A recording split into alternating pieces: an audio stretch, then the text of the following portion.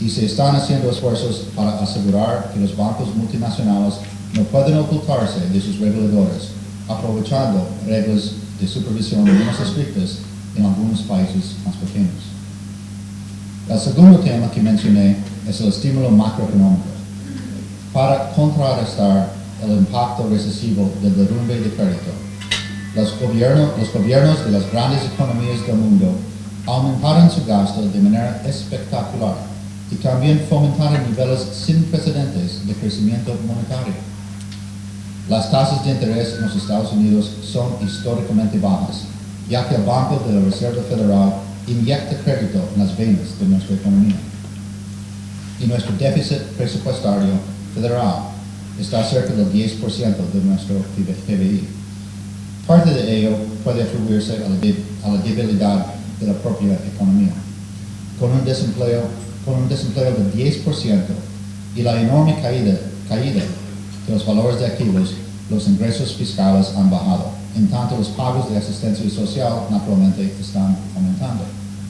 Pero una gran parte del déficit, quizás la mitad, es estímulo activo, dirigido a proyectos de infraestructura, de transporte y energía, apoyo directo al empleo de maestros y policías y subvenciones de impuestos para compradores de vivienda por primera vez. Un déficit fiscal tan grande no es sostenible durante demasiado tiempo, antes de que genere una pesada carga de la deuda, y siempre hemos considerado nuestro enfoque como una intervención provisoria, seguida por una salida. Los gobiernos del mundo están absolutamente conscientes de la necesidad de desarrollar una estrategia de salida de sus programas de estímulo. Pero no es fácil identificar cuándo disminuir el estímulo. En otras palabras, cuándo excede el riesgo de una creciente carga de la deuda al riesgo de que la economía vuelva a caer en recesión. Estos son algunos de los desafíos clave que deben considerarse en corto plazo. Todos estos temas tienen importantes enfoques globales y esta crisis se destaca por el grado de cooperación y coordinación internacionales para responder a lo mismo. Una de las consecuencias de esta crisis es el mayor papel político de las economías emergentes grandes y dinámicas en la solución de la situación. En 2008 resultó obvio que la coordinación internacional era esencial. La globalización de bancos hace que los esfuerzos individuales de cualquier país solo, con respecto a la regulación o al rescate, carezcan de sentido o utilidad. Y en una economía mundial, los programas de estímulo macroeconómico en un país pueden disiparse fácilmente o incluso frustrarse si los grandes socios comerciales van en direcciones diferentes. Por ello, también preocupó enormemente que un derrumbe económico en los Estados Unidos y en Europa tuviera un fuerte impacto en los países en desarrollo que dependen de sus exportaciones a esos mercados. El papel preponderante de China, Brasil, India, México, Corea y de otros en los flujos internacionales financieros y de comercio implica que la actividad internacional necesita su participación para ser efectiva. El grupo de los 20, G20, había sido creado por los ministerios de finanzas 10 años atrás para hacer frente a una crisis financiera en el mundo en vías de desarrollo. Si bien no tiene un mandato legal formal, ahora parece haberse institucionalizado como un foro para líderes de las principales economías del mundo para asegurar que sus políticas económicas colaboran en lugar de que se contradigan. Los líderes del G20 se han reunido ya 3 veces, han acordado numerosas medidas, inclusive un nuevo enfoque de la colaboración internacional en la regulación financiera.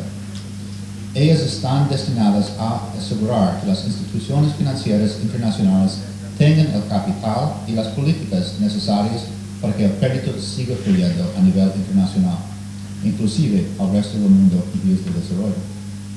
Los líderes del G20 se reunirán nuevamente en Canadá el próximo mes de junio y en Corea en noviembre. Las decisiones del grupo son por consenso y por ello no exponen en detalle las discusiones que los líderes mundiales tienen entre bastidores. Pero en mi experiencia, sé que ellos saben que los números de la macroeconomía y las posibilidades teóricas que discuten tienen un impacto directo y real en las oportunidades de empleo y en el sustento de la gente. Además, el presidente Obama y otros líderes reconocen que algunos aspectos de las acciones de rescate de corto plazo pueden ir en contra de las acciones que se necesitan como soluciones a largo plazo. Ahora parece que hemos impedido que la crisis financiera creara una depresión profunda y duradera en la mayor parte del mundo. En los Estados Unidos hemos sufrido algunas fuertes caídas de los valores de activos y continuamos teniendo niveles muy altos de desempleo. El último trimestre de 2009 vio una fuerte recuperación en el crecimiento económico. Sin embargo, no hay certeza de que esto dure, y el crecimiento de la producción aún no ha llevado al crecimiento de precios de trabajo. Pero aún con esta incertidumbre de corto plazo, hay que pensar si estamos encaminados para hacer frente a los temas fundamentales. Uno de los desafíos principales con repercusiones internacionales es que parece obvio que los Estados Unidos necesitan aumentar apreciablemente la tasa de ahorro nacional. En otras palabras, debemos ahorrar más y consumir menos. En las últimas décadas nos hemos transformado en algo así como el consumidor de último recurso del mundo. Muchos países han visto crecer constantemente sus exportaciones a los Estados Unidos, cuando, de hecho, hemos pedido prestado al exterior para comprar productos extranjeros. Muchos economistas creen que esto ha llegado a un nivel insostenible. Parece obvio que en el mediano plazo y a medida que salimos de la crisis económica actual, veremos un fuerte cambio en los flujos mundiales financieros y de comercio. A medida que los Estados Unidos consumen menos, ahorran más y por lo tanto también exportan más o importan relativamente menos. Los Estados Unidos enfocarán su política en esfuerzos para reducir los déficits comercial y de cuenta corriente. Nuestro déficit general en la balanza comercial de bienes y servicios cayó en 2009. Esto representó menos de 3% del Producto Bruto Interno en 2009, en comparación con casi 5% en 2008. Este resultado parece prometedor, pero en realidad, este fue el resultado de que las importaciones se redujeron aún más rápidamente que las exportaciones. El comercio disminuyó, al igual que disminuyó la economía mundial, inclusive la nuestra. Nuestro objetivo, de hecho, no es limitar las importaciones, sino equilibrar el intercambio comercial aumentando las exportaciones en una creciente economía global. Ahora bien, ¿qué significa todo esto para las relaciones comerciales entre los Estados Unidos y Uruguay? ¿Y qué significa con respecto a lo que enfocaré desde mi cargo? Primero, quiero asegurarles que sé que el comercio solo puede crecer si es un país de dos sentidos.